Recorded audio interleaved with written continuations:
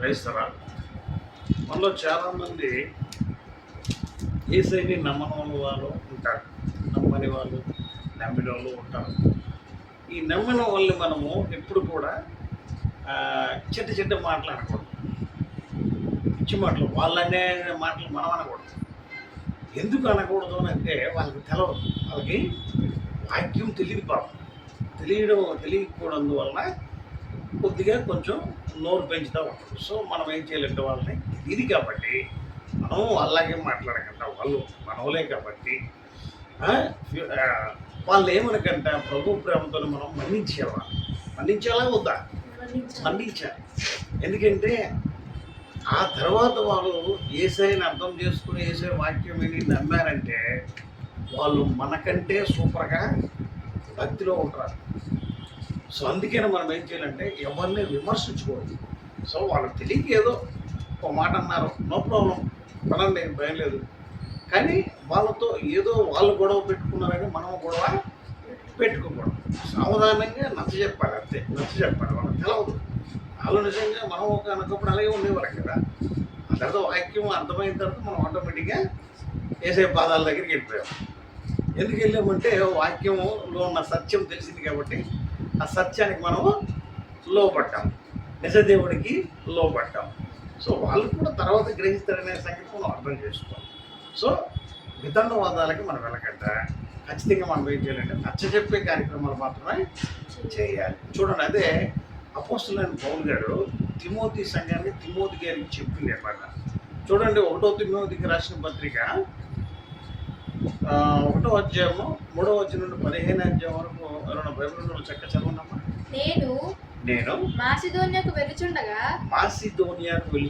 సత్యమునకు భిన్నమైన బోధ చేయవద్దనియు కల్పనా కథలను మితము లేని వంశావళులను విశ్వాస సంబంధమైన దేవుని ఏర్పాటుతో కాక వివాదములతోనే సంబంధము కలిగి ఉన్న ఇప్పుడు మనం ఏం చేయలేదు. ఆయన ఏం చెప్తున్నాడంటే సత్యమునకు భిన్నమైన బోధ చేయవద్దనియు కల్పన కథలు మితము లేని వంశావళులను. ఈ సత్యమునకు భిన్నమైన బోధలు ఏంటంటే అసత్యమైన బోధ చేయకూడదు. కట్టు కథలు, కల్పనా కథలు అనేవి ఇలాంటివి మనం చెప్పకూడదు, వినకూడదు, రెండు ఉండకూడదు. సో దానివల్ల ఏమవుతుందంటే అవన్నీ ప్రయోజనమా నిష్ప్రయోజనమైన వాటిని ఎందుకు చెప్తారు అనవసరంగా? సో అవి చెప్పకూడదు, అవి వినకూడదు. నెక్స్ట్ చదవమ్మా. వాటిని లక్ష్య పెట్టవద్దనియు కొందరికి ఆజ్ఞాపించుటకు నీవు ఎఫెసులో నిలిచి ఉండవల్లని నిన్ను హెచ్చరించిన ప్రకారము ఇప్పుడు హెచ్చరించున్నాను. చూడండి, అది విశ్వాస సంబంధమైన దేవుని ఏర్పాటుతో కాక వివాదములతోనే సంబంధం కలిగి ఉన్నవి కనుక ఏవి ఈ కల్పనా కథలు, కట్టుకథలు. సో అందుకని ఈ జోలికి మనము పోకూడదు. అక్కడ విశ్వాస సంబంధమైన దేవుని ఏర్పాటుతో వచ్చినవి కాదు, అవి మనుషుల కల్పితాలు. సో అందుకని వాటి జోలికి వెళ్ళకూడదు. వాటి గురించి మాట్లాడకపోవడమే బెటర్. ఏది బెటర్ అంటే ఒకళ్ళు మాట్లాడదలుచుకుంటే, దేవుని వాక్యాన్ని చెప్పాలనుకుంటే బైబిల్ తీసి చెప్పు. విన్నానా ఆమెను రక్షింపబడతాడు, వినలేదా వదిలేసి, నువ్వు చెప్పాల్సింది చెప్పావు కాబట్టి వినలేకపోతే ఇక దేవుడు చూసుకుంటావు, నేనేమి చేయలేము, దేవుడు చూసుకుంటాడు, దాన్ని వదిలే. సో అందుకని దీనివల్ల మనం తర్క వితండవాదాలు పెట్టుకోనమాట. అక్కడ చూడు ఏమంటుంది, వివాదములతోనే సంబంధం కలిగి ఉన్నవి. ఏవి? విశ్వాస సంబంధమైన దేవుని ఏర్పడంతో కాక వివాదములతోనే సంబంధం కలిగి ఉన్నవి కనుక వాటిని లక్ష్య పెట్టాలి. వాటిని మనం లక్ష్య పెట్టకూడదని అపోస్తలుడైన పౌలు గారు చెప్తున్నారు అన్నమాట. సో అందుకనే ఇట్లాంటి వాటికి మనం దూరంగా ఉండడమే మంచిది. నెక్స్ట్, ఉపదేశ సారం ఏదనగా పవిత్ర హృదయం నుండి మంచి మనస్సాక్షి నుండి నిష్కపటమైన విశ్వాసం నుండి కలుగు ప్రేమే. ఇవి ప్రేమతో చెప్పాల్సింది ఏంటంటే ఉపదేశించేవాడు ఎట్లా ఉండాలంటే పవిత్ర హృదయంతో మంచి మనస్సాక్షి కలిగి ఉండి కపటం లేని వ్యక్తిత్వం కలిగి లో ఉండినవాడే ఆ మాటలు చెప్పినప్పుడు అవి అవతల వ్యక్తిని ఆదరింపజేస్తాయి. సో విశ్వాసం లేక నువ్వు దేవుని ప్రేమలో నిలిచి ఉండగా ఏదేదో వాగేవంటే అక్కడ మంచి బదులు చెడు ఎక్కువగా జరిగే అవకాశము. అంటే చెడు అంటే ఏంటి? సైతానికి అవకాశాన్ని అనవసరంగా ఇచ్చినట్టు. సో ఇలాంటి కల్పనా కథలు, కట్టు కథల జోలికి మనము వెళ్ళకూడదు. నెక్స్ట్, కొందరు వీటిని మానుకొని తొలగిపోయి తాము చెప్పు వాటినైనను నిత్యమైనట్టు రూఢిగా పలుకు వాటినైనను గ్రహింపకపోయినను ధర్మశాస్త్రోపదేశకులై ఉండగోరి నిష్ప్రయోజనమైన ముచ్చట్లకు తిరిగి. ఇక్కడ ఒక ప్రశ్న. ఇప్పుడు కొందరు వీటిని ఏం చేశారంట, ఈ మంచి మన సాక్ష్యాలు వదిలేసి, పవిత్ర హృదయాలు వదిలేసి, నిష్కపటంగా ఉండడం మానేసి, విశ్వాసం లేకంట ఇవన్నీ వదిలేసి వాళ్ళు ఏం చేస్తారంటే వాళ్ళ ఇష్టానుసారంగా ధర్మశాస్త్రోపదేశకులే ఉండకూడదు నిష్ప్రయోజనమైన ముచ్చట్లకు తిరిగి. అంటే ఏంటంటే ప్రయోజనం లేని మాటలు. నువ్వు దేవుని వాక్యం చెప్పావంటే, దేవుని మాటలు చెప్పావంటే అవతల వ్యక్తి మరణాన్ని తప్పించుకొని జీవంలోనికి నడిపింపడాలి. అప్పుడు నువ్వు చెప్పే వాక్యానికి వాల్యూ ఉంటుంది. అవతల వినేవాడు కూడా నా సైతానికి అబంధాస్తాలను తప్పించుకొని దేవునిలోనికి వచ్చినట్టు ఉంటుంది. మన వాక్యం ఎలా ఉండాలంటే అవతల వ్యక్తిని కష్టపెట్టేదిగా ఉండకూడదు. అవతల వ్యక్తిని దేవుడు ఎవరిని కష్టపెట్టలేదు, ఆయన కష్టపడ్డాడు. మనందరి నిమిత్తం, భూమి మీద ఉండే మనుషులందరి నిమిత్తం ఆయన తనకు తానుగా తన ప్రాణాన్ని పెట్టాడు. అంతేగాని ఆయన ఎవరిని ఇబ్బంది పెట్టలేదు. సో మనం కూడా ఎవరిని ఇబ్బంది పెట్టకూడదు, ప్రేమతో మనము చెప్పాలి వాళ్ళకి. నెక్స్ట్, అయినను శ్రీమంతుడగు దేవుడు నాకు అప్పగించిన ఆయన మహిమగల సువార్త ప్రకారం ధర్మశాస్త్రము ధర్మ విరోధులకు అవిధేయులకును భక్తిహీనులకు పాపిష్టులకును అపవిత్రులకును మత దూషకులకును పితృహంతకులకును మాతృహంతకులకు నరహంతకులకు వ్యభిచారులకును పురుష సంయోగులకు మనుష్య చోరులకు అబద్ధికులకు అప్రమాణికులకు హితబోధకు విరోధి అయిన వాడు మరి ఎవడైనను ఉండిన అట్టివానికి నియమింపబడెను గాని నీతిమంతుడికి నియమింపబడలేదని ఎవడైనను ఎరిగి ధర్మానుకూలంగా దాన్ని ఉపయోగించిన ధర్మశాస్త్రము మేలైనదని మనం ఎరుగుదుము. ఇవి ఎట్లా అంటే ఎలాంటి వ్యక్తికైనా ఈ దేవుని మాటలు ఏంటంటే రెండంచులుగా ఖడ్గం లాంటివి. ఇవి ఎలాంటి వ్యక్తులైనా మార్చేస్తాయి. ఎందుకంటే దేవుని బలం ఆ విధంగా ఉంటుంది. చూడండి, ధర్మశాస్త్రం ధర్మ విరోధులకు, అవివేకులకు, భక్తిహీనులకి, పాపిష్టులకి, అభివృద్ధులకు, మతదోషకులకు వీళ్ళందరూ ఉంటారు. మతదోషకులు కొంతమంది వాళ్ళ మతమే గొప్పదంటారు, వేరే వాళ్ళ మతాన్ని ఇంకేనా అవహేళన చేస్తారు. అలాంటి వాళ్ళ జోలికి వెళ్ళకండి, దూరంగా ఉండడమే బెటరు. వాళ్ళ దగ్గర నా మతం గొప్పదే అనకండి. మతంతో కాదు, ఇక్కడ యేసు ప్రభువు మతాన్ని స్థాపించడానికి రాలే, మానవత్వం నిరూపించడానికి, మంచిని అందరికీ పంచడానికి, మంచిగా ఉండే విధానాన్ని నేర్పడము, తర్వాత మంచి ద్వారా ప్రపంచం అంతా మంచితనంతో ఉండాలని ఈ స్వార్థపూరితమైన వాతావరణం పోయి ప్రపంచం అంతా మంచి దేవుని ప్రేమతో నిండి ఉండాలని ఆయన ప్రకటించడానికి వచ్చాడు. ఆయన ఏ మతాన్ని చెప్పలేదు. ఇది ఇక్కడ నుంచి పైకి మార్గం, అదొక యేసే చెప్పిన రహదారి ఏంటంటే అదొక మార్గం, పరలోకానికి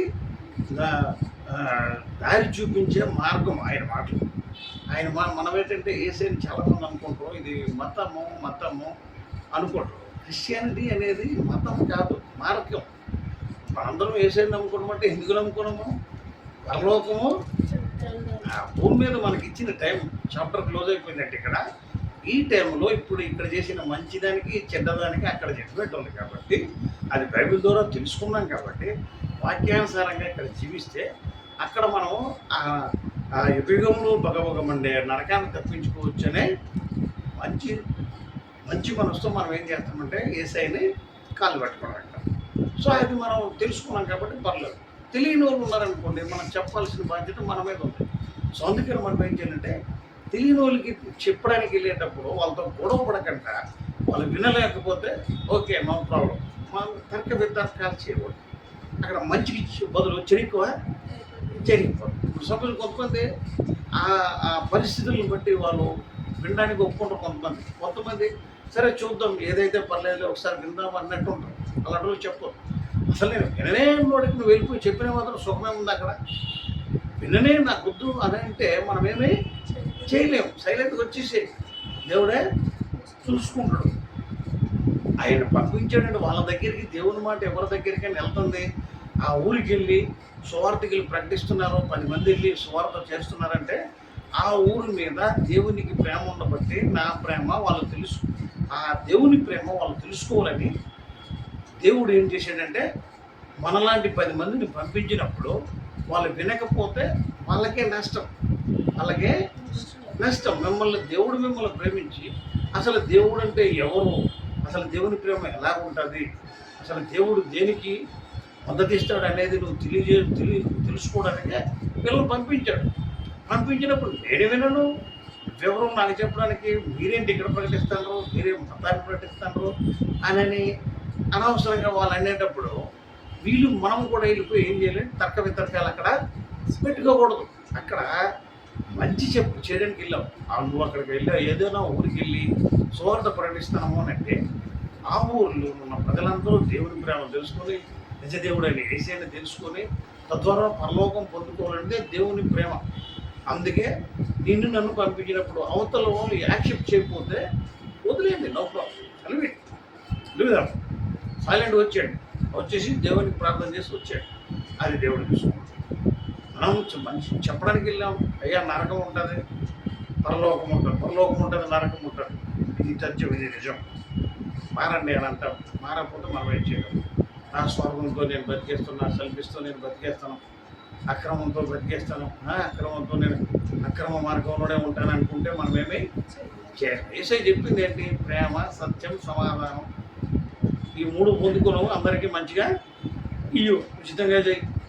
నీకు దేవుని ప్రేమ ఉంటే నలుగురికి మేలు చేసే కార్యక్రమం చెయ్యు, లేదంటే మాని. అంతేగాని తర్క వితర్కాలు పెట్టుకోకు. చేతనైతే 10 మందికి సహాయం చేయి, లేదా నాకేం చేతకాల ప్రభావ మహాదేవుడు నన్ను క్షమించడానికి సైలెంట్ ఉండు. అంతేగాని మనం గొడవలు మాత్రం పెట్టుకోవడానికి ట్రై చేయకూడదు. దేవుడు జగడానికి కర్త కాడు, ఆయన సమాధానానికే కర్త. నెక్స్ట్ చదవమా. పూర్వము దూషకుడును హింసకుడును హానికరుడైన నన్ను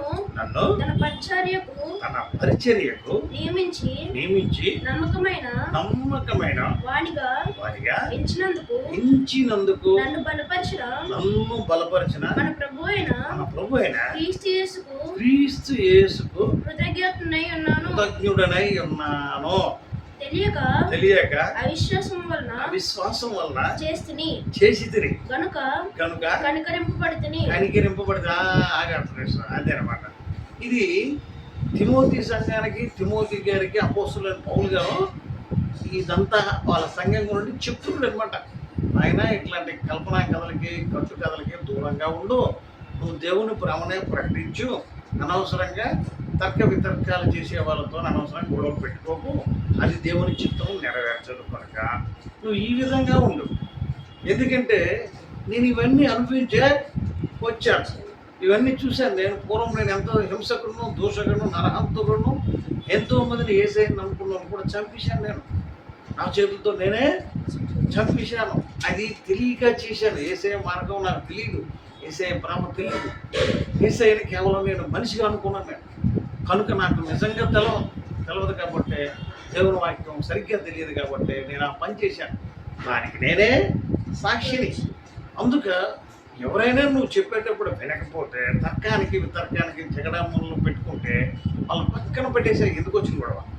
ఆ పెట్టుకుంటే ఆ గొడవ పెట్టుకోవడం వల్ల నీకు వాళ్ళకి మనశ్శాంతి ఉండదు అక్కడ. వాళ్ళని వదిలేసే దేవుడు చూసుకున్నాడు అన్నాడు. సో ఎందుకంటే ఇవన్నీ ఆయన చేసుకునే వచ్చాడు కాబట్టి అనుభవంతో ఎక్స్పీరియన్స్తో చెప్తాడు.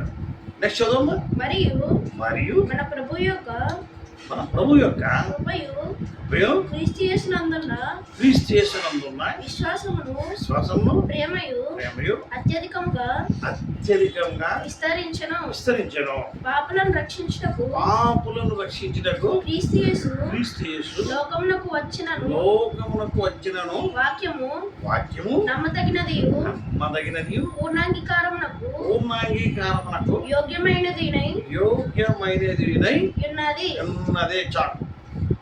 అట్టి వారిలో నేను ప్రధానుడను. అంటే ఇక్కడ ఏంటంటే యేసయ్య వచ్చింది ఏంటంటే, నాయన నాలాంటి దోషకుడిని హింసకుడిని ఆయన చెప్తుంది. చూడు పౌలు గారు ఏం చెప్తారు, పూర్వము దోషకుడును హింసకుడును హానికరుడునైన నన్ను తన పరిచర్యకు నియమించి నమ్మకమైన వానిగా ఎంచినందుకు నన్ను బలపరిచిన మన ప్రభువైన క్రీస్తు యేసు కృతజ్ఞుడై ఉన్నాను అంటున్నాడు.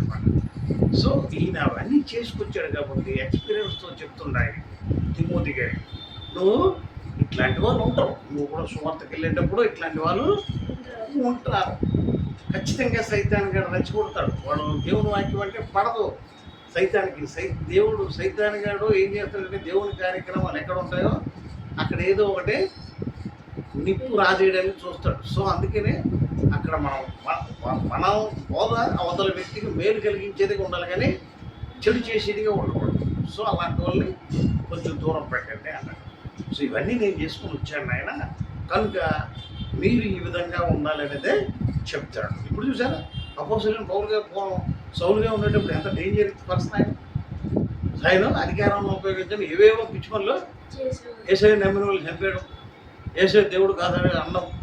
ఆ తర్వాత దమస్కు గేట్ దగ్గర దర్శనం అయిపోయిన తర్వాత అదే దేవుని కోసం శిరచ్ఛేదనానికి కూడా ఒప్పుకున్నాడు లాస్ట్. సో అందుకనే ఆయన ఎక్స్పీరియన్స్తో చెప్తుంది ఏంటంటే అది ఆయనకే వాళ్ళకే చెప్పడం కాదు, తిమోతి గారికే చెప్పడం కాదు, ఇప్పుడు మనకు కూడా చెప్పినట్టు.